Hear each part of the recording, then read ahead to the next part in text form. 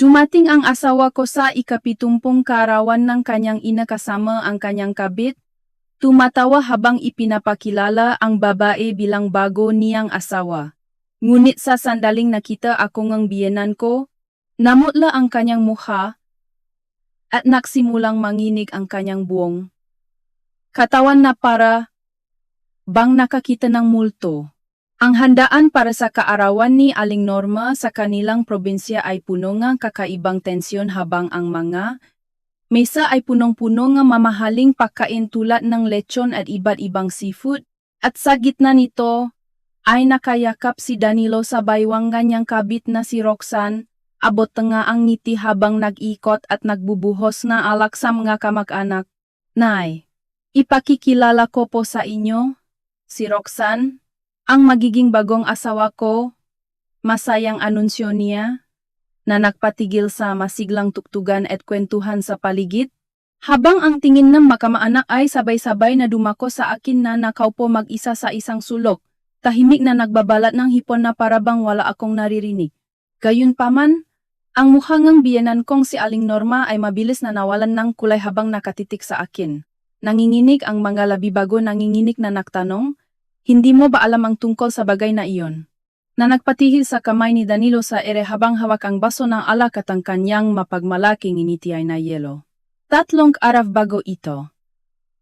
Tahimik kong inabot kay Danilo ang nilagdang mga papeles para sa aming legal na paghihiwalay, at sinabi ko sa kanya sa isang boses na walang emosyon, na parang nag-ulat lang ng panahon na sa kanya na ang bahay, ang kotse, at ang lahat ng aming ipon sa bangko, at taalis ako sa bahay na walang dala ni isang kusing bilang pagtalikod sa aking hati sa aming nga ari-arian. Tulalang tumingin sa akin si Danilo. Marahil ay inaasahan niyang mag-iyak ako, magmamakaawa, at magtatanong kung bakit niya ako niloko. O kaya naman ay gagawin ko ang lahat para makuha ang kalahati nga aming naipundar, na hindi naman katakataka dahil sa 5 taon naming pagsasama. Ang down payment sa aming kondo sa Makati ay pinag-ipunan naming dalawa, ang kotse ay binili pagkatapos ng kasal, at ang ipon ay pareho naming pinahirapan.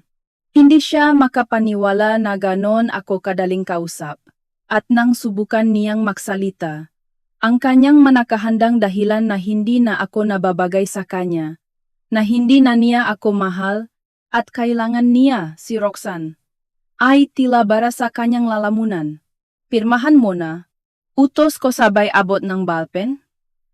Bukas ng Lunes, diretso na tayo sa munisipyo para ipasa ito, at ang lamig sa aking mamata ay nagdulot ng kilabot sa kanyang gulugot, dahil hindi ito ang ligaya na kilala niya na laging nag-alala kapag late siya umuwi. Umiyak mag-isa kapag iniinsulto ang kanyang ina, at sunod-sunuran na ginagawa ang lahat ng gawaing bahay. Nang tanungin niya kung wala ba talaga akong sasabihin, tiningnan ko lang siya na may halong awa sa aking mga mata at sinabing wala na akong pakialam kung kailan sila nagsimula ni Roxanne o bakit siya ang pinili niya. Naiginagalang ko ang kanyang desisyon, at habang lalo akong nagiging kalmado, lalo naman siyang hindi mapakali na parabang ang buong lakas niyang suntok ay tumama lang sa hangin.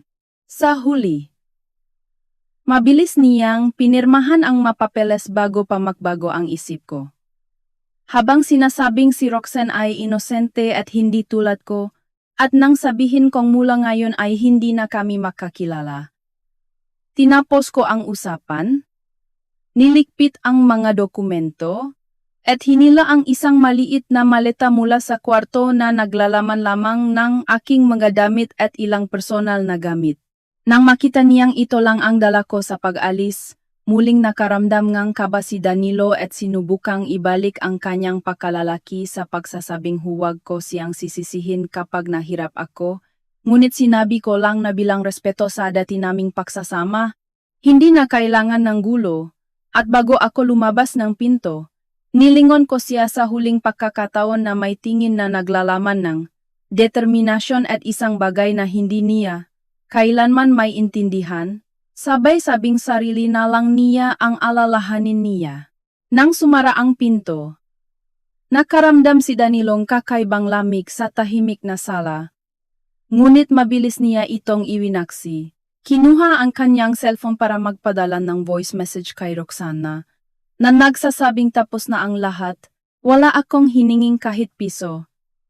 At magdiwang sila ngayong gabi? Pagkatapos ay mapakmalaki niyang tiningnan ang sopa, telebisyon, at hapagkainan, iniisip na malapit nang dumating ang bagong may-ari ng bahay, habang ang kanyang mukha ay napangiwi sa pag-akalang isa lang akong mahinang babae na madaling manipulahin, samantala sa ibabangang tsondo. Habang isinasakay ko ang aking maleta sa taxi, sinabi ko sa driver na dalhin ako sa law firm ni Attorney Manalo. At habang umaandar ang sasakyan, binuksan ko ang isang naka-encrypt na folder sa aking cellphone na naglalaman ng mga ebidensyang matagal ko nang iniipon, mga malalaswang larawan ni Danilo at Roxanne mula sa isang nakalimutang cloud account ni Roxanne. Matala ng pabili ng mga mamahaling gamit ang aming joint account, mga bank statement at isang audio recording ng pakikipausap ni Danilo sa kanyang ina noong nakaraang linggo. Sa recording, narinig ko ang boses ni Danilo na nagsasabing madali akong paalisin dahil wala akong pamilya na malalapitan, na sa kanya mapupunta ang lahat ng ari-arian, at si Roxanne ay mas magaling at may mayaman na pamilya na makakulong sa kanyang negosyo dahil ang ama nito ay dating opisyal sa gobyerno. Narinig ko rin ang paalinlangan sa boses ni Aling Norma na nasabing 5 taon din akong naksilbi sa kanila, ngunit mabilis itong binalewala ni Danilo dahil hindi naman daw ako nakaanak. At nangako siyang iuwi si Roxanne sa kaarawan ngang ina para ipakilala sa mga kamag-anak. Pinatay ko ang recording nang walang emosyon sa aking muka. Ngunit mahigpit ang hawak ko sa cellphone. At nang mag-alala ang taxi driver, sinabi kong ayos lang ako at pakiusap na bilisan na lang niya dahil marami pa akong gagawin. Si Attorney Manalo ay matalik na kaibigan ng aking yumaong ina at ang tanging nakakaalam ng tunay kong pagkatao. At pagkaraan ng 1 oras, nakaupo ako sa kanyang malawak na opisina habang tinitingnan niya ang kopya ng divorce papers na dala ko. Nag-alala kung sigurado na ba ako sa pagpirma dahil alam niya ang tunay na halaga ng tsondo at iba pang ari-arian, na dapat ay may hati ako na hindi bababa sa 20 milyong piso. Sinabi ko sa kanya na alam ko ang lahat ngunit ayaw ko nang mag-aksaya ng panahon dahil nagmamadali si Danilo na palitan ako. At mayroon din akong kailangang ayusin na nakaraan. Bumuntong hininga si Attorney Manalo. Sinabing malulungkot ang aking ina kung makikita akong inaaping ganito. Ngunit pinutol ko siya at sinabing hindi malulungkot si inay. At ang mga mata ko ay puno ng determinasyon habang sinasabi kong hindi ako naroon para sa hatian sa ari-arian kundi para sa iniwan ng aking ina. Mula sa aking bag, inilabas ko ang isang lumang kahon na plus na naglalaman ng isang kalawanging susi at isang kupas na dokumento. At ipinaalala ko kay Attorney Manalo ang bilin ng aking ina bago siya mamatay, na kung sakaling maging miserable ang aking buhay may asawa, at may pader akong hindi kayang lakpasan. Dalhin ko ang susi sa kanya para buksan ang safety deposit box sa bangko, dahil ang laman daw nito ang mag-aalis ng lahat ng aking pagdurusa. Naging seryoso ang mukhang abogado habang tinatanggap ang nga dokumento na isang kontrata sa pag-ingat at listahan ng nga asset na ginawa 20 taon na ang nakakaraan ng aking inang si Celia. At tinanong niya kung sinabi ba sa akin ng aking ina kung sino ang tunay kong ama. Umiling ako at sinabing ang alam ko lang ay isa siyang walang kwentang lalaki na hindi karapat-dapat alalahanin at ito lang ang iniwan niya sa akin. Tiningnan ako ni Atty. Manalo ng may komplikadong emosyon at sinabing ang iniwan ng aking ina ay higit pa sa aking inaakala. Isang bagay na maring magdala ng matinding pagsisisi sa maraming tao. At sa unang pagkakataon mula nang magdesisyon akong makipaghiwalay, ngumiti ako ng malamig at sinabing iyon mismo ang gusto ko, ang lubos na pagsisisi nila. Habang tahimik na inaayos ni Atty. Manalo ang nga dokumento, si Danilo naman ay walang kamalay-malay na nagsisimula na ang countdown para sa kanyang ganap na pagbagsak sa mismong karawan ng kanyang ina, kung saan niya balayurakan ang aking dignidad. Ang plano ni Danilo ay punong kayabangan. Isang araw matapos ang aming paghihiwalay, dinala niya si Roxanne sa mga tindahan ng muebles para palitan ang lahat ng bakas ng aking pananatili sa Tondo. Kumapit si Roxanne sa braso ni Danilo at natanong sa malambing na boses kung totoo bang wala akong hiningi at kung medyo kulang ba ako sa pag-isip, na sinagot naman ni Danilo ng may pagmamayabang na alam ko lang daw ang aking lugar at mababang halaga. Nang mag-alala si Roxanne kung tatanggapin siyang biyenan, tiniyak ni Danilo na matutuwa ang kanyang ina dahil matagal na nitong gustong makaapo, na hindi ko naibigay sa loob ng 5 taon, at dahil bata, maganda, at mayaman ang pamilya ni Roxanne, siguradong magugustuhan siya nito. Hinalikan ni Danilo ang ni Roxanne at nangakong ipakikilala siya bilang bagong asawa sa harap ng lahat ng kamaanak sa probinsya, habang si Roxanne ay nakasandal sa dibdib ni Danilo na may malamig na kalkulasyon sa kanyang mata, nagtatanong kung totoo bang wala na akong pamilya o matatakbuhan. Tumawa si Danilo at sinabing ulila na ako, at pinakasalan lang niya ako noon dahil mukha akong masunurin at pwedeng mag-alaga sa kanyang ina. Ngunit isa pala akong walang kwentang hindi man lang mabuntis. Isang napakalupit na pahaya na nakpaatras kahit kay Roxanne ng ilang sandali bago siya pilit na ngumiti at sumang-ayon. Nangang akong siya na ang mag-alaga sa biyenan at magbibigay ng anak na lalaki. Habang nagpaplano silang kanilang magandang kinabukasan na parabang hindi ako nag-exist, nasa VIP room akong gangbangko kasama si Atty. Manalo, kaharap ang nga mabibigat na files na kalalabas lang mula sa vault. Isang opisyal ng bangko ang magalang na yumukot, at ipinakita ang lahat ng dokumentong ipinakatiwala ng aking inang si Celia, na binuksan ayon sa kontrata dahil 28 taong gulang na ako at sa presensya ni Atty. Manalo. Binuksan ko ang file at nakita ang matitulong lupa. Hindi sa bayang ito, kundi mga prime commercial property sa BGC at isang unit sa pinakamamahaling residential tower sa Rockwell. Lahat ay nakapangalan kay Celia at ako ang tanging tagapagmana ayon sa kanyang testamento, na ang halaga ay tinatayang aabot sa bilyon-bilyong piso. Ang ikalawa ay isang kasunduan sa paglilipat ng shares ng stock. Ang aking ina pala ay isa sa mga pangunahing angel investor nung nagsisimula. Palang ang isang sikat na biotech company na ngayon ay isa ng higanteng korporasyon. At ang kanyang malaking porsyento ng shares ay mamanahin ko rin lahat. Ang ikatlo ay isang sulat kamay na liham mula sa aking ina, na may magandang ngunit matatag na sulat, kung saan humihingi siya ng tawad sa pagtatago ng katotohanan at ipinaliwanag na ang kayamanan ay maaring maging lakas o kahinaan, at nais niyang matutunan ko munang mabuhay ng simple, magmahal, at makita ang tunay na pagkataong nga tao. Sinabi niya na kung ang mapipili kong asawa ay karapat-dapat, ang mga ari-ariang ito ay magpapasaya sa aming buhay. Ngunit kung siya ay isang lalaking mananakit at magtataksil sa akin, ang maito ay magiging aking sandata at pananggalang para makabangon at hindi na muling maabot ng mataong iyon. Napaluha ako habang hinahaplos ang sulat ng aking ina, at inabutan ako ng tissue ni Atty. Manalo, na nagsabing mahal ako ng aking ina at pinahandaan niya ang aking kinabukasan. At ang maari-ariang ito ay lumago pa sa loop na 20 taon sa tulong ma-profesional na nag-asikaso nito. Huminga ako ng malalim, inilagay ang dokumento sa aking bag, at nagbigay ng ma-instruksyon kay Attorney Manalo.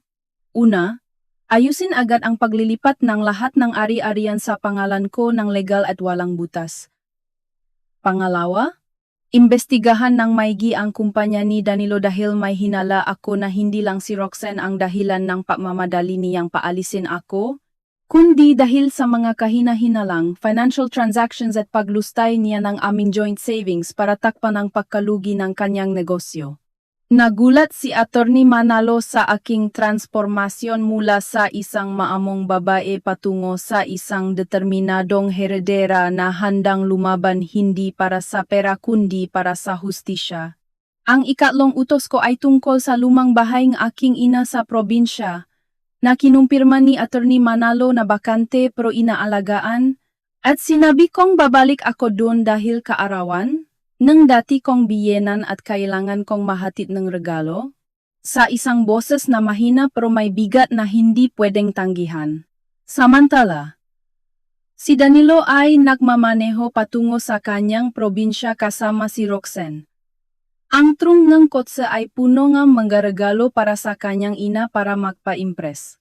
Kinakabahan si Roxanne pero tiniyak ni Danilo na mabait ang kanyang ina at tanggap na siya bilang bagong babae ni Danilo, at hindi papaya si Danilo na may maksabi ngang masama sa kanya.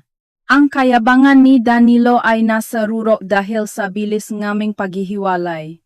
Iniisip niyang kontrolado niya ang lahat dahil sa kanyang karisma. Nang mag-alala si Roxanne sa sasabihin nga kamag-anak dahil kararating lang ang aming hiwalayan, nagalit si Danilo nang banggitin ang pangalan ko. Sinabing malas daw ako at ang araw na iyon ay para sa kanila ni Roxanne at sa kanyang ina. Pagdating nila sa compound ng pamilya, sinalubong sila nga mapinsan na pumuri kay Danilo sa kanyang upgrade at ininsulto ako na umalis na walang dala. Ipinakmalaki ni Danilo si Roxanne bilang career woman na mula sa mayamang pamilya, at si Roxanne naman ay umakto ng mahinhin habang namimigay ngang mamahaling pasalubong, na ikinatuwa nga kamaana. Si Aling Norma, na nakasuot ng magarang damit, ay tuwang-tuwa sa mga papuri nga kapitbahay sa kanyang bagong manugang na sinasabing mas hama na mabuti ito kaysa sa akin na laging nakasimangot at walang pamilya. Gayunpaman, lihim na kinakabahan si Aling Norma. May masamang kutob dahil sa walang tigil na pangingining ng kanyang kanang mata at sa mga malulupit na salita ng kanyang anak tungkol sa akin sa telepono. Nagtataka siya kung talaga bang ganun ako kahina para tapakan lang. Gayong sa loop ng 5 taon ay perpekto akong manugang na nagpapadalang pera, nag-alaga kapag may sakit, at hindi nagtataas ng boses. Nang lapitan siya ni Danilo at Roxanne para ibigay ang isang purong gintong pulseras, pilit nang ngumiti si Aling Norma at nagpasalamat, habang si Roxanne ay nangakong magiging tunay na anak at higit na magiging mabuti kaysa sa akin. Isang pahayak na narinig ng lahat. Sa mismong sandaling iyon, dumating ang isang itim na luxury sedan. Bumaba ang isang kagalang-galang na abogado, at sumunod ako. Nakasuot ng simpleng eleganteng damit, tuwid ang tindig, at tinitingnan ang maingay na handaan ng may malamig na mga mata. Hindi ako mukhang kaawa-awa tulad ng inaasahan nila. Sa halip, may aura ako ng dignidad na nagpatigil sa lahat. Nawala ang ngiti ni Danilo. Humikpit ang hawa ni Roxanne sa braso ni Aling Norma, at namutla ang mukhang biyenan ko sa takot kung bakit ako naroon. Habang nagtataka ang lahat, naglakad ako papasok sa compound kasama si Attorney Manalo, hawak ang isang maliit na kahon ng regalo, at diretsong lumapit kay Aling Norma. Ibinaba ko ang kahon sa harap niya at binati siya ngang maligayang kaarawan sa isang boses na mahina, pero rinig ng lahat sa biglang tumahimik na lugar. Tinitigan ni Aling Norma ang kahon at pagkatapos ay ang aking mukha na walang emosyon. Hindi makapagsalita. Nahimasmasan si Danilo, nagalit sa aking panghihimasok, at hinarang ako, dinuro ang aking mukha, At tinanong kung anong ginagawa ko doon gayong hiwalay na kami, at hindi ako kabilang doon, at sinabihan akong umalis. Kalmado ko siyang tiningnan at tinanong kung may masama ba sa pagbati sa may kaarawan. Na kahit hiwalay na kami ay 5 taon ko rin siyang tinawag na ina. At isa itong simpleng respeto. Lalo siyang nagalit at akmang ihahagis ang regalo ko nang sumiga si Aling Norma na tumigil siya. Tumigil si Danilo. At ibinalik ko ang aking tingin sa namumutlang si Aling Norma. At sa isang boses na parang karayom na tumutusok sa kanyang puso, tinanong ko siya kung bakit masama ang kanyang pakiramdam. At kung mayroon ba siyang itinatago na dapat niyang ikahiya. Nanigas ang buong paligid. Nakatinginan ang mga kamaanak, nagbubulungan kung bakit ako naron at bakit parang nakakitang multo si Aling Norma. Naramdaman ni Danilo na napahiya siya sa harap ngang lahat ng pigilan siya ng kanyang ina, at ang aking kalmadong disposisyon ay lalong nakpainit ng kanyang ulo dahil hindi siya pwedeng magpakita ng kahinaan sa harap ni Roxanne at ng angkan. Sinigawan niya ako na tumigil na. Nawala silang utang sa akin dahil pinirmahan ko ang waiver. At tinanong kung sino ang gusto kong papansinin sa pagpunta ko doon. Habang iginigiit na araw iyon ng kanyang ina at ng pagpapakilala niya kay Roxanne. Kaya dapat na akong umalis. Umakto namang biktima si Roxanne. Yumakap kay Aling Norma. At nakunwaring alis na lang para hindi masira ang okasyon, na naging dahilan para magsalita ang mga matabil na tita. Sinasabihan akong mag-move on, na at huwag nang gumawa ng eksena. Habang naririnig ito, lalong nanginig si Aling Norma hindi dahil sa takot na magwala ako, kundi sa takot na hindi ako magwala, dahil ang aking katahimikan ay nagpapahiwatig ng mas malalim na panganib. Hindi ko pinansin ang makana sa palihit at lumapit ako kay Aling Norma. At sa isang boses na kami lang ang nakakarinig, tinanong ko siya kung akala ba niya ay matatapos ang lahat ng hindi ko nalalaman ang tinatago niya. Nangingini na sumagot si Aling Norma na wala siyang tinatago at dapat ko nang kalimutan ang nakaraan. Tinaasan ko siyang kilay at tinanong kung aling nakaraan ang tinutukoy niya. Ang pagsasabwatan nila ni Danilo na lokohin ako, na mabait siyang asawa, ang pagtanggap niya ng sustento at pag-alaga ko habang sinisiraan ako sa ibang tao, o ang pakonsinti niya sa pambababay ni Danilo habang pinipilit akong makaanak.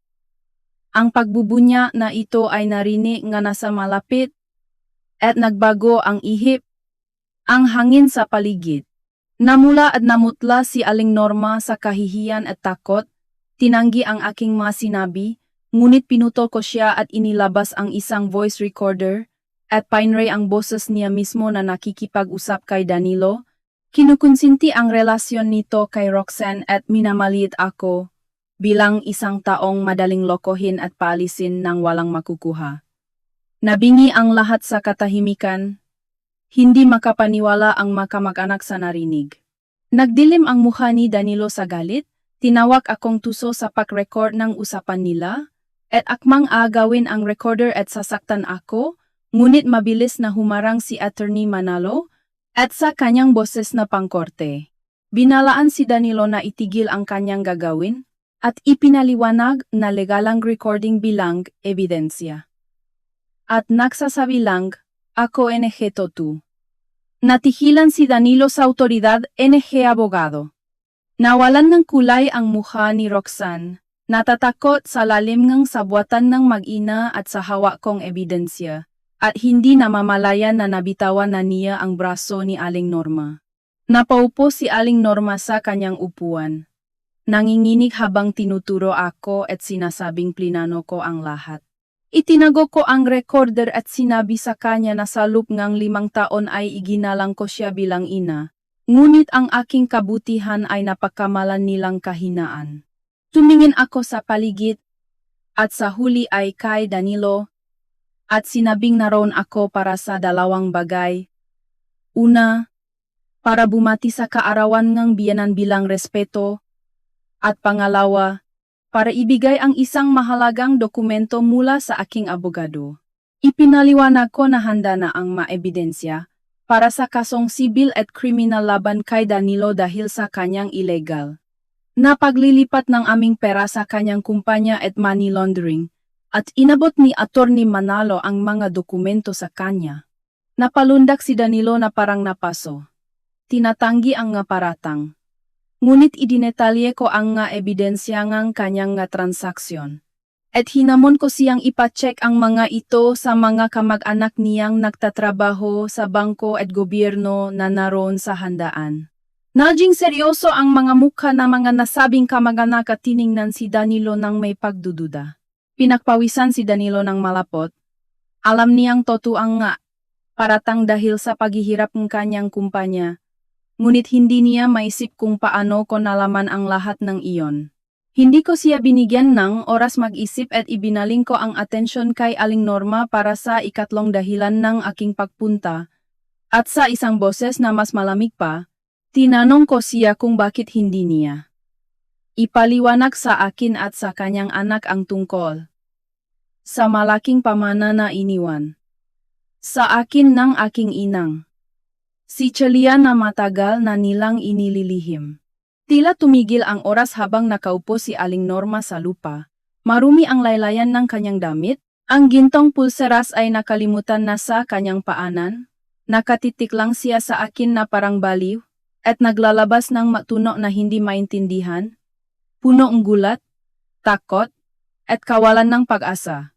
Si Danilo naman, sa sobrang takot sa reaksyon ng kanyang ina, ay lumuhod sa tabi nito, niyuyugyog ito, at nagtatanong sa akin kung anong pamana ang sinasabi ko, dahil ang alam niya ay mahirap lang ang aking yumaong ina. Ang buong paniniwala nilang kanyang angkan ay, isa akong kawawang ulila na walang susuporta, kaya naman ganon na lang nila ako tinapakan at pinalayas ng walang konsensya. Tiningnan ko sila mula sa itaas ng walang halong kasiyahan, kundi isang malalim na lamig ng hustisya. Humakbang si Attorney Manalo at inilabas ang kopyang isa pang selyadong dokumento at sa boses na umalingaw-ngaw sa buong lugar, binasa niya ang testamento ni Celia White na nadedeklara sa akin bilang tanging tagapakmananam nga sumusunod. Una, 2 commercial spaces sa prime area ng BGC at isang luxury condo unit sa Rockwell na may kabuang halaga na humigit kumulang 300 milyong piso. Pangalawa, founder's share sa isang malaking biotech company na may kasalukuyang market value na nasa 760 milyong piso. At pangatlo, mga trust fund at bank deposits na hindi bababa sa 100 milyong piso ang cash. Sa bawat linyang binabasa nga abogado, napapasinghap ang mga tao sa paligid, nanlalaki ang mga mata. Hindi makapaniwala sa kabuuang halaga na mahigit 1 bilyong piso, na napapatunay na hindi ako isang simpleng ulila kundi isang tunay na heredera. Nanigas ang kamay ni Danilo na nakahawa sa kanyang ina, nabingi siya sa kanyang naririnig at nawala sa sarili. 1 bilyon. Mayroon akong mahigit 1 bilyong pisong ari-arian. Habang ang tsondo na pinakmamalaki niyang nakuha niya sa akin ay nakakahalaga lang ng wala pang 20 milyon na pinahirapan pa naming bayaran. Siya ang naakalang tanga ako dahil umalis ako ng walang dala. Pero ngayon ay napatanto niya kung sino talaga ang tunay na tanga. Ang bigat ng katotohanan at ang galit sa sarili niyang katangahan ay nagdulot ng pagsabog ng kanyang emosyon. Tumayo siya. Namumula ang mamata, at sumigaw na sinungaling ako, na gumawa lang akong pekeng madokumento para lokohin siya, dahil imposible na may ganoong pera ang aking ina. Hindi niya matanggap ang katotohanan dahil ibig sabihin nito ay ang nakaraang 5 taon.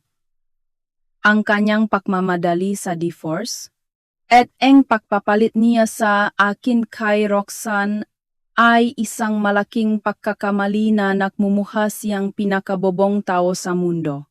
Nanigas din si Roxanne. Napagtanto niya ang kanyang malaking pagkakamali.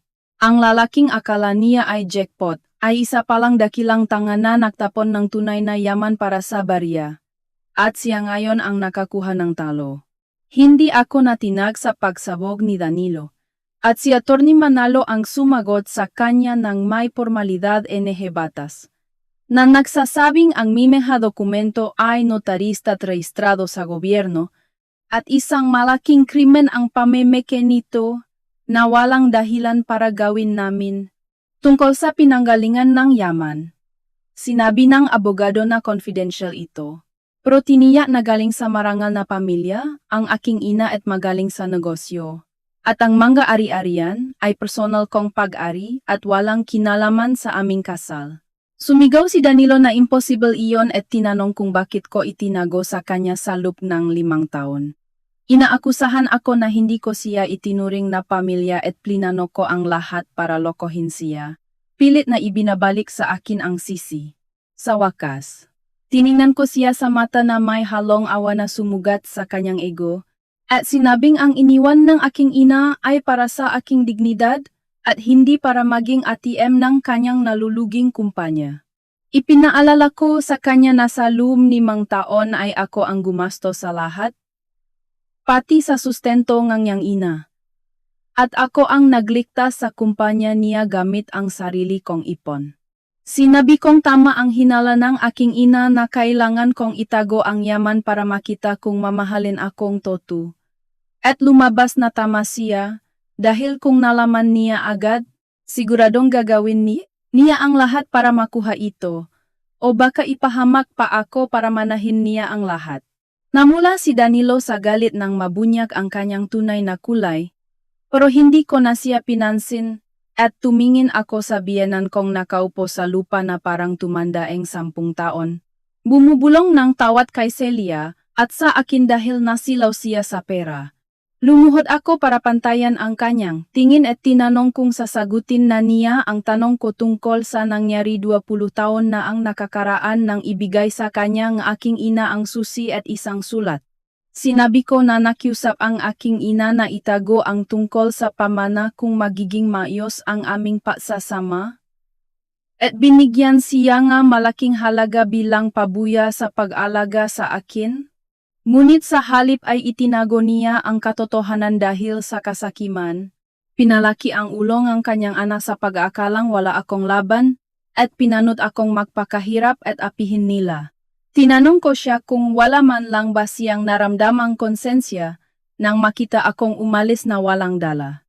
Umiyak si Aling Norma at sinubukang hawakan ang damit ko. Nagdadahilan na mahirap ang buhay niya bilang biyuda at tinago niya ang pera para sa kinabukasan ni Danilo, at sasabihin naman daw niya kapag maayos na kami. Tumayo ako at sinabing ang tawag doon ay kasakiman.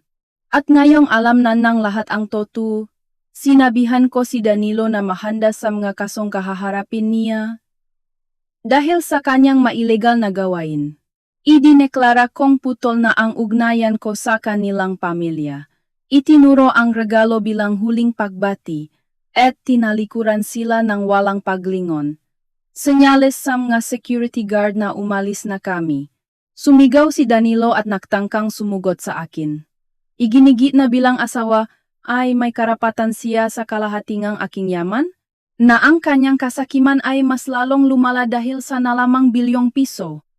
Ngunit hinarang siya ng gaguwardya at tumilapon siya sa lupa. Sinabi ni Atty. Manalo na ang maminanang ari-arian ay personal na paari at hindi kasama sa hatian ng maasawa kahit kasal pa. At dahil hiwalay na kami sa bisa ng pinirmahang kasunduan, wala na siyang habol at ipapahuli siya kapag nagpatuloy sa panggugulo. Habang nakadapa si Danilo sa putikan, nagpatuloy ako sa paglalakad palabas ng gate. Ngunit bago ako sumakay ng kotse, narinig ko ang desperadong sigaw ni Aling Norma na nagsasabing hindi sinabi sa kanya ang aking ina ang tungkol sa bilyon, na nagpatigil kay Danilo, at dahan-dahan siyang lumingon sa kanyang ina na may kakaibang ngiti sa gitna ng putik at luha, at pagkatapos, ay tumingin sa akin na nakatayo sa gate. Bahagya akong ngumiti, hindi bilang tagumpay kundi bilang tanda na tapos na ang palabas.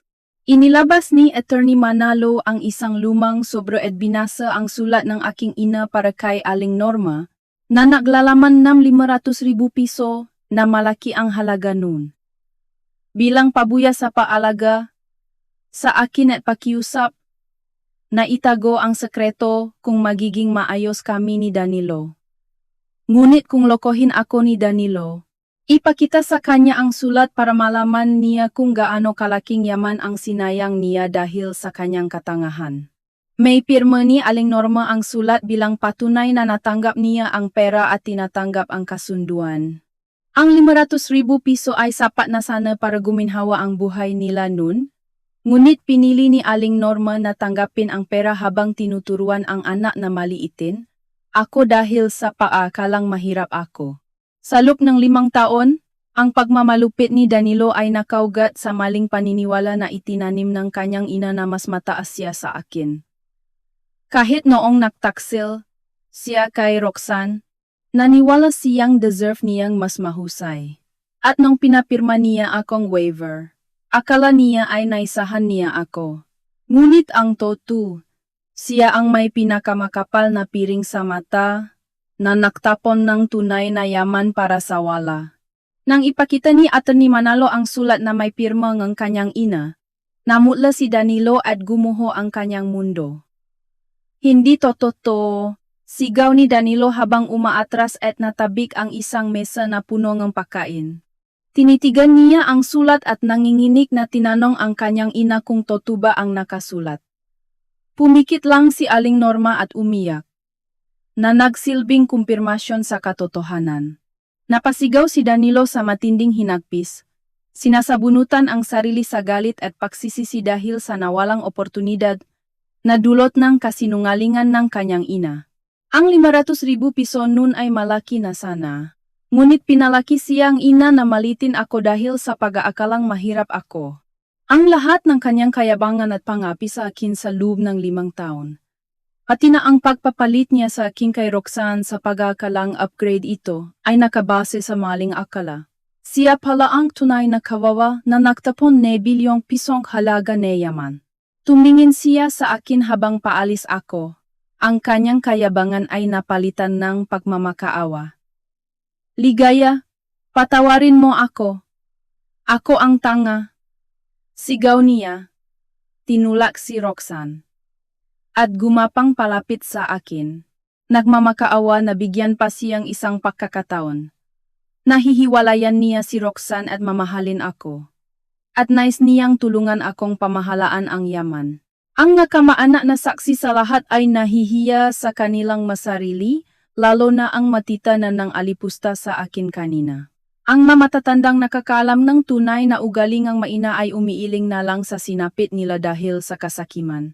Sinubukan ni Roxanne na tumakas, pero hinarang siya ni Danilo.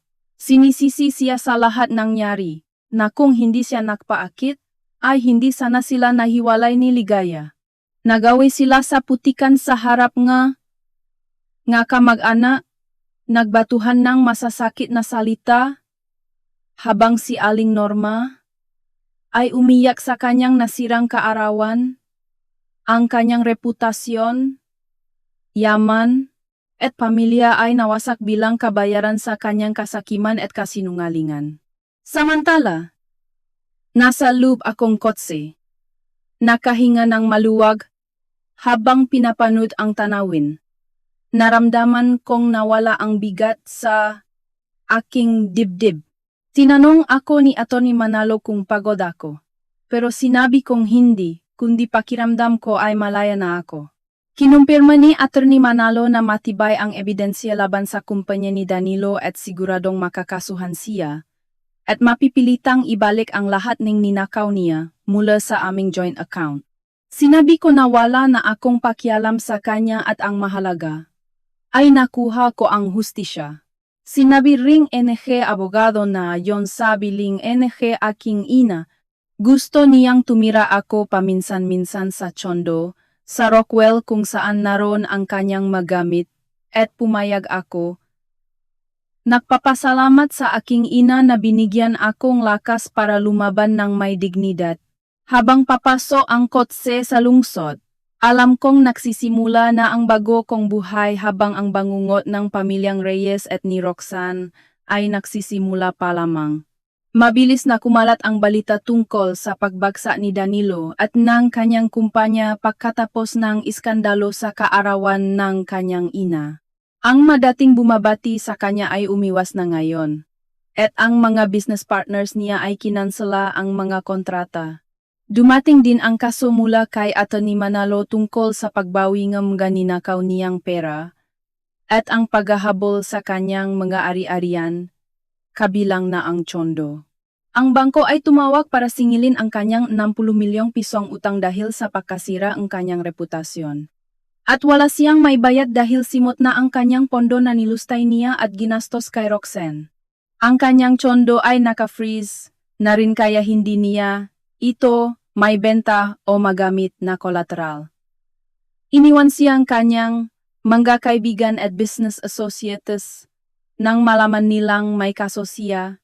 Paksa ang balikat ni Danilo sa kanyang opisina, napatanto niya ang tunay na kahulugan ng pahihirap. Si Roxanne naman ay naging katatawanan sa social media matapos kumalat ang video ngang pag-away nila ni Danilo sa putikan. Nawala ang kanyang imahe bilang disenteng career woman at nalaman niyang wala palang pera si Danilo para sa mga pangako nito.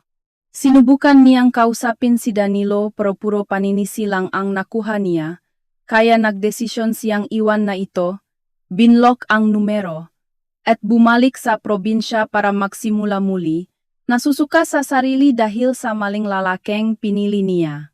Si Aling Norma ay naratay sa banig dahil sa samangang loop, paulit-ulit na humihingi ng tawad kay Celia at sa akin sa kanyang delirium.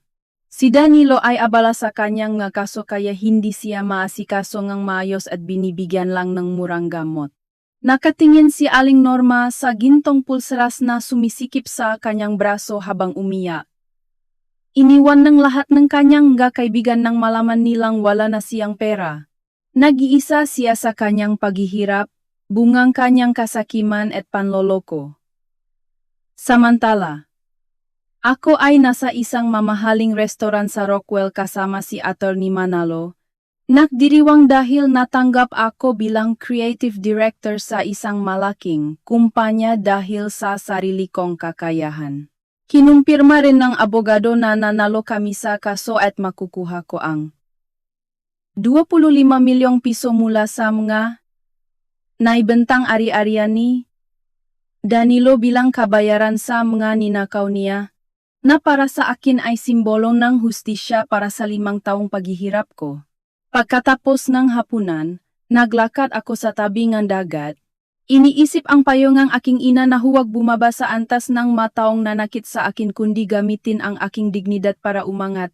Naintindihan ko na ang ibig niyang sabihin. Hindi ko sila pinatulan sa kanilang laro kundi ginamit ko ang tamang paraan para alisin sila sa buhay ko. At ngayon ay nakatayo ako sa sarili kong mga paa. Handa na para sa bagong kabanata ng aking buhay. Isang buwan matapos akong magsimula sa bagong trabaho, naging matagumpay ang mga proyekto ko at nireto akong mga kasamahan ko na walang kaalam-alam sa aking bilyong pisong yaman.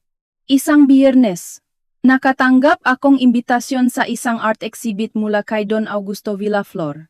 Ang aking tunay na ama, na nag-anyaya sa akin na dumalo bilang isang simpleng manunut kung may oras ako. Nagpunta ako sa museum ng Maisa noong weekend at huminto sa harap ng isang painting ng isang bagyo sa dagat na may isang sinat ng liwanag mula sa langit. Lumapit si Don Augusto, na may suot na prespas, at magalang na tumayo sa tabi ko. Sinabi niya na ang painting ay gawa ngang paboritong artist ng aking ina, at sinabi ng aking ina, noon na gusto niyang maging katulad ng liwanag na iyon sa gitna ng bagyo. Ibinigay niya sa akin ang isang lumang kahon na naglalaman ng sketchbook ng aking ina na may mga drawing at isang litrato nila ni Don Augusto noong bata pa sila na may nakasulat na pangako ng walang hanggang pagmamahal. Nakita ko ang tunay na anyo ng aking ina bilang isang babaeng nakmahal at minahal ng lubos at napaluha ako. Sinabi ni Don Augusto na ang aking ina ang pinakamaganda at pinakamalakas na babae, at nakuha ko ang kanyang makatangian. Nagpasalamat ako at tinawag siyang Papa, na labis niyang ikinagulat at ikinaiyak, na para bang nawala ang lahat ng kanyang pagsisisi sa loob ng 20 taon. Umalis ako sa museum na magaan ang pakiramdam. Tanggap ko na ang nakaraan at ang pagmamahal ng aking mga magulang. At handa na akong harapin ang kinabukasan gamit ang lakas na iniwan na aking ina at ang bagong liwanag sa aking buhay.